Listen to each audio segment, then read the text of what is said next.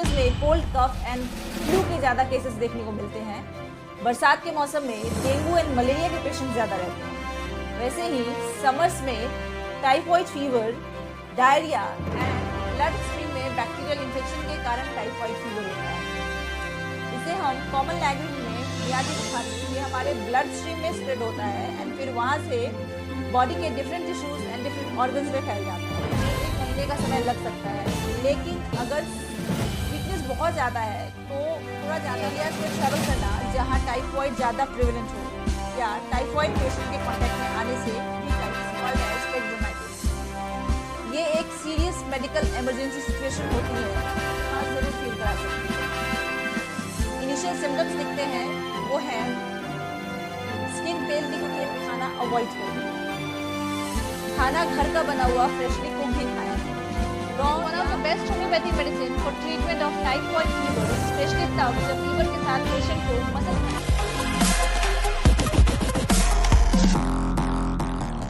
वैसे तो हर मौसम में कोई ना कोई छोटी मोटी बीमारी किसी को भी हो सकती है, लेकिन गर्मी का मौसम अपने साथ कई खतरनाक बीमारियां लेकर आता है। इस मौसम में जरा सी भी लापरवाही आपके हेल्थ के लिए नुकसानदायक हो सकती है।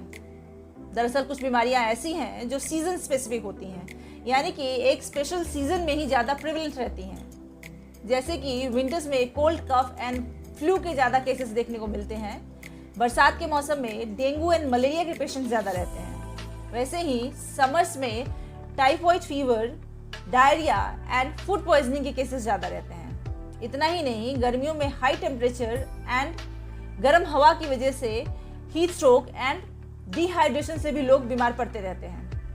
हीट स्ट्रोक के ऊपर मैंने ऑलरेडी एक वीडियो बना रखा है, आप चैनल में जाकर उसे देख सकते हैं। आज हम बात करेंगे टाइफॉइड फीवर की। टाइफॉइड फीवर को डिटेल में समझने की कोशिश करेंगे, इसके कारणों को समझेंगे, साथ साथ मैं आपको टाइफॉइड फीवर के सिम्टम्स बताऊंगी एंड आप कैसे खुद को टाइफॉइड फीवर से बचा सकते हैं, इस पर भी हम डिस्कस करेंगे। एंड वीडियो के एंड में मैं आपके साथ शेयर करूंगी टाइफॉइड फीवर का होम्योपैथिक इलाज।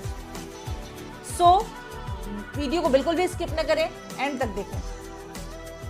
नमस्ते, मैं डॉक्टर रागिनी और आप देख रहे हैं आपका अपना हेल्थ चैनल द क्यूरोपैथ। अगर आप मुझे पहली बार देख रहे हैं देन फटाफट से जाके चैनल को सब्सक्राइब कर लें, साथ में लगे बेल आइकन को प्रेस करके नोटिफिकेशन को ऑल पे सेट करना बिल्कुल भी ना भूलें, सो दैट मैं कभी भी हेल्थ अपडेट शेयर करूं या लाइव आऊं आपसे इंटरेक्ट करने के लिए, आपके सवालों का जवाब देने के लिए, तो आपको उसकी नोटिफिकेशन सबसे पहले मिल सके। सो अब ज़्यादा टाइम वेस्ट नहीं करते हैं, अपने मेन टॉपिक की तरफ चलते हैं, जानते हैं टाइफॉइड फीवर के बारे में। क्या है टाइफॉइड फीवर? तो टाइफॉइड एक तरह का गैस्ट्रोइंटेस्टिनल इन्फेक्शन है जो कि साल्मोनेला टाइफी बैक्टीरिया की वजह से होता है। हमारे digestive system and blood stream में बैक्टीरियल इन्फेक्शन के कारण टाइफॉइड फीवर होता है। इसे हम कॉमन लैंग्वेज में मियादी बुखार भी कहते हैं। किसी इन्फेक्टेड पर्सन के जूठे खाने, गंदे पानी, कॉन्टैमिनेटेड फूड या फिर जूसेस के थ्रू ये बैक्टीरिया हमारी बॉडी में एंटर होता है एंड डाइजेस्टिव सिस्टम में ये मल्टीप्लाई होकर एक ऑर्गन से दूसरे ऑर्गन तक पहुंच जाता है। टाइफॉइड होने पे इसका अच्छे से इलाज कराना बहुत ज़रूरी होता है। डॉक्टर जो भी आपको सलाह दे, जो भी प्रिकॉशंस बताएं, आप उनको अच्छे से फॉलो करें एंड मेडिसिन की पूरी साइकिल ज़रूर कंप्लीट करें, क्योंकि ट्रीटमेंट इनकम्प्लीट रहने के बाद टाइफॉइड वापस से रिलैप्स भी होता है। साल्मोनेला टाइफी बैक्टीरिया हमारे माउथ के थ्रू हमारे इंटेस्टाइन में एंटर होता है एंड हमारे इंटेस्टाइन में ये तकरीबन 2 से 3 हफ्ते तक रहता है। इंटेस्टाइन वॉल के थ्रू ये हमारे ब्लड स्ट्रीम में स्प्रेड होता है एंड फिर वहाँ से बॉडी के different tissues and different organs में फैल जाता है। टाइफॉइड के पेशेंट को बैक्टीरिया के कॉन्टैक्ट में आने के तकरीबन 2 से 3 हफ्ते के बाद सिम्टम्स अपीयर होना स्टार्ट होते हैं एंड कई बार depending on the severity of the disease 3 से 4 हफ्ते भी लग सकते हैं। साल्मोनेला टाइफी बैक्टीरिया का इंक्यूबेशन पीरियड होता है 1 से 2 हफ्ते का एंड जो कॉमन सिम्टम्स होते हैं टाइफॉइड के वो हैं हाई ग्रेड टेम्परेचर रहता है पेशेंट को, ठंडी लगती है, बॉडी एक होता है, थकान एंड कमजोरी बहुत ज़्यादा महसूस हो सकती है, सर दर्द होता है, पेट में दर्द रहता है, कॉन्स्टिपेशन एंड एसिडिटी की प्रॉब्लम होती है, स्किन पे रैशेस हो सकते हैं, लिवर एंड स्प्लिन का साइज बड़ा हुआ रह सकता है, थकान एंड कमजोरी बहुत ज़्यादा महसूस होती है। जनरली टाइफॉइड ठीक होने में 1 महीने का समय लग सकता है, लेकिन अगर वीकनेस बहुत ज़्यादा है तो थोड़ा ज़्यादा लंबा टाइम भी लग सकता है पेशेंट को फुली रिकवर होने में। Typhoid fever salmonella typhi bacteria से इन्फेक्टेड खाना या पानी पीने की वजह से होता है। टाइफॉइड के पेशेंट के जूठे खाने या पानी से भी टाइफॉइड फीवर की पॉसिबिलिटी बढ़ जाती है। इसके अलावा कुछ फैक्टर्स ऐसे भी हैं जो टाइफॉइड होने के खतरे को ज़्यादा बढ़ा देते हैं, जैसे कि अनहेल्दी एंड अनहाइजीनिक हैबिट्स, साफ सफाई का पूरा ध्यान नहीं रखना, वैसे एरियाज में ट्रैवल करना जहां टाइफॉइड ज़्यादा प्रिवेलेंट हो, या टाइफॉइड पेशेंट के कांटेक्ट में आने से भी टाइफॉइड का खतरा बढ़ जाता है। अगर टाइफॉइड को अच्छे से ट्रीट नहीं किया गया तो कुछ कॉम्प्लिकेशंस डेवलप हो सकते हैं आगे जाके, if typhoid is ill treated. तो जो सबसे पहला कॉम्प्लिकेशन है वो है typhoid intestinal perforation. Salmonella typhi bacteria हमारे मुंह से होता हुआ हमारे इंटेस्टाइन में एंटर होता है एंड फिर इंटेस्टाइन से ये हमारे स्टमक में चला जाता है एंड देन स्टमक से होता हुआ ये हमारे एब्डोमिनल लाइनिंग, जिसे हम पेरिटोनियम कहते हैं, उसे इन्फेक्ट करता है and this condition is called as peritonitis. ये एक सीरियस मेडिकल इमरजेंसी सिचुएशन होती है क्योंकि पेरिटोनियम से इन्फेक्शन बहुत तेजी से ब्लड स्ट्रीम में फैल जाता है एंड फिर सेप्सिस होने का खतरा बहुत ज़्यादा बढ़ जाता है। पेट में पेशेंट को बहुत तेज दर्द होता है एंड दर्द धीरे धीरे बढ़ता जाता है। So this is a medical emergency situation and अगर सही समय पे ट्रीटमेंट नहीं मिला पेशेंट को, then this can be life threatening. So this emergency situation this calls for an immediate medical attention. Then एक और कॉम्प्लिकेशन है टाइफॉइड का, वो है internal bleeding. Internal bleeding typhoid के केस में लाइफ थ्रेटनिंग तो नहीं होती है, बट ये आपको बीमार ज़रूर फील करा सकती है। इनिशियल सिम्टम्स दिखते हैं वो हैं स्किन पेल दिखती है पेशेंट की, आपको बहुत ज़्यादा थकान फील हो सकता है, पूरे दिन आप टायर्ड फील कर सकते हैं, इरेगुलर हार्ट बीट रहती है, सांस लेने में तकलीफ होती है, ब्लड की वोमिटिंग हो सकती है पेशेंट को and dark coloured stool pass होता है। अगर इंटरनल ब्लीडिंग ज़्यादा हो गई then in this case blood transfusion की ज़रूरत पड़ सकती है। इसलिए बेहतर होगा कि आप इसके इनिशियल सिम्टम्स पे ध्यान देकर इसका वहीं पे ट्रीटमेंट करवा लें। ट्रीटमेंट से पहले बचाव की बात करते हैं। तो कुछ बातें ऐसी हैं जिनका ध्यान रख के आप खुद को टाइफॉइड फीवर से एंड इसके कॉम्प्लिकेशन से बचा सकते हैं। कुछ भी खाने पीने से पहले या वॉशरूम से आने के बाद अपने हाथों को अच्छे से वॉश करना बिल्कुल ना भूलें। बाहर का कुछ भी खाने से पहले अच्छे से इंस्पेक्ट कर लें एंड बाहर ऐसे ही ओपनली खुली हवा में रखी चीज़ों को खाना अवॉइड करें। खाना घर का बना हुआ फ्रेशली कुक्ड ही खाएं। रॉ या हाफ कुक्ड या हाफ बॉइल्ड चीज़ों से को अवॉइड करें, उनसे परहेज करें।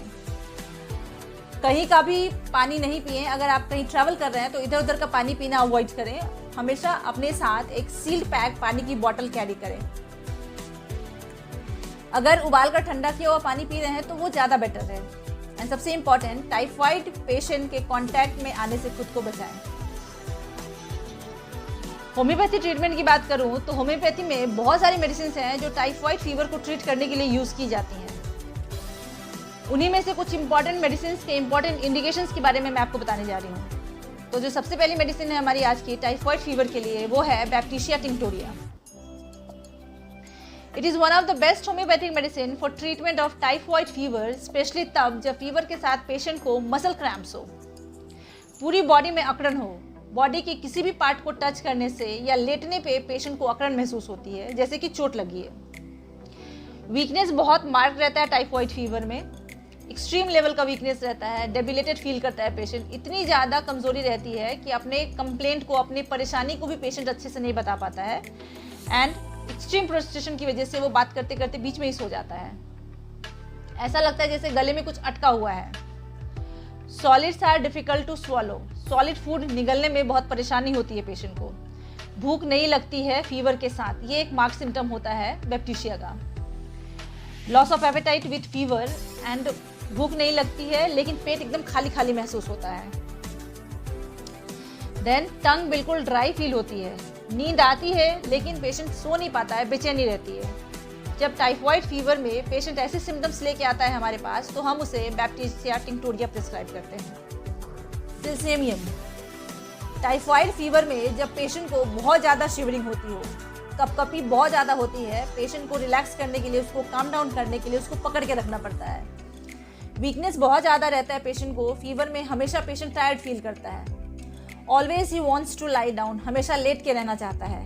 हाथ पैर बिल्कुल ठंडे रहते हैं। नींद बहुत आती है, patient is always sleepy and नींद में बड़बड़ करता है। चक्कर आते हैं पेशेंट को एंड धुंधला दिखता है। ब्लड विजन की प्रॉब्लम रहती है, शिकायत करता है कि उसको धुंधला दिख रहा है। गैस्ट्रिक प्रॉब्लम्स होती हैं and even in high grade temperature प्यास बिल्कुल नहीं लगती है। तो ऐसे में Gelsemium is the medicine to be prescribed. Gelsemium, if prescribed in the initial stages of typhoid fever, it works really good. Eucalyptus. Eucalyptus typhoid fever के लिए top grade homeopathic medicine है, with general symptoms of typhoid like continuously rising body temperature with bad smelling discharges. Pulse बहुत week होती है patient की, congestion feel होता है, like sir में और नाक में कंजेशन फील होता हो पेशेंट को, गैस्ट्रिक प्रॉब्लम्स हो, लाइक स्लो डाइजेशन हो, डायरिया हो, पेशेंट को thin watery loose stool pass होता हो, रिलैप्सिंग फीवर हो, मीन्स फीवर को वापस आने की टेंडेंसी हो, तो ऐसे में हम पेशेंट को यूकेलिप्टस प्रिस्क्राइब करते हैं। आर्सेनिकम एल्बम फीवर के लिए बहुत अच्छी होम्योपैथिक मेडिसिन है, खास करके तब जब फीवर इंटरमिटेंट हो, रिलैप्सिंग हो, बार बार फीवर आ जाता हो, सुबह के करीब 3 बजे के आसपास बॉडी का टेम्परेचर बढ़ता हो, फीवर कम होने के बाद थकान बहुत ज़्यादा महसूस होती है पेशेंट को, बहुत ज़्यादा डल फील करता है, बहुत ज़्यादा फ्रस्ट्रेटेड फील करता है, बेचैनी बहुत होती है, जिसकी वजह से पेशेंट कभी उठता है, कभी बैठता है, कभी लेटता है, एक पोजीशन में नहीं रह पाता है, बार बार उसे अपनी पोजीशन चेंज करनी पड़ती है। टंग बिल्कुल ड्राई एंड रेड रहती है एंड बर्निंग सेंसेशन होता है, पूरी बॉडी में बर्निंग सेंसेशन होता है पेशेंट को। इवन स्मेल ऑफ फूड से पेशेंट को परेशानी होती है, नॉशिएटिंग फील होता है, प्यास बहुत लगती है, लेकिन एक बार में बहुत सारा पानी नहीं पी पाता है पेशेंट, इसलिए थोड़ा थोड़ा करके घूट घूट 1 या 2 सिप पीता है, थोड़ी थोड़ी इंटरवल पे। तो ये सारे सिम्टम्स अगर हैं पेशेंट के अंदर विद टाइफॉइड फीवर, तो हम उसे आर्सेनिकम एल्बम प्रिस्क्राइब करते हैं। ब्रायनिया अल्बा, टाइफॉइड फीवर में पेशेंट को सर दर्द हो, साथ में पूरी बॉडी में दर्द होता हो, हाथ में, पैर में, पीठ में दर्द हो, जो बिल्कुल बिना हिले डुले लेटा है तो आराम रहता है, बट थोड़ा भी पोजीशन चेंज करने पे दर्द बढ़ जाता हो। लिप्स ड्राई हो एंड क्रैक्ड हो, टंग वाइट हो, ड्यूरिंग फीवर पेशेंट का पल्स बहुत फास्ट हो, ठंडी लगती है एंड पूरी बॉडी ठंडी फील होती है, नौशिया रहता है पेशेंट को स्पेशली इन मॉर्निंग, भूख बिल्कुल भी नहीं लगती है एंड खाने का स्वाद भी नहीं आता है कोई कुछ भी, एंड पेट में प्रेशर जैसा फील होता है एंड हाथ लगाने से दर्द बढ़ जाता है। तो ऐसे सिम्टम्स लेके अगर पेशेंट हमारे पास आता है तो हम उसे ब्रायनिया अल्बा प्रिस्क्राइब करते हैं। तो ये थी कुछ होम्योपैथिक मेडिसिन जो हम टाइफॉइड के फीवर को ट्रीट करने के लिए यूज़ करते हैं, बट इसके अलावा भी बहुत सारी मेडिसिन हैं। अगर आपको टाइफॉइड या ऐसा कोई फीवर है तो आप अपने डॉक्टर को एक बार ज़रूर कंसल्ट कर लें, they will provide you with the best homeopathic medicine. आज बस इतना ही। मेरा ये वीडियो कैसा लगा नीचे कमेंट में लिख कर बताएं। If you find this useful then don't forget to share this video with your loved ones. मिलूंगी द क्यूरोपैथ के किसी दूसरे वीडियो में ऐसे ही किसी हेल्थ रिलेटेड टॉपिक के साथ। जब तक के लिए आप अपना और अपनों का ख्याल रखें। Do take very good care of yourself and your family and of course so much for watching. Thank you so much.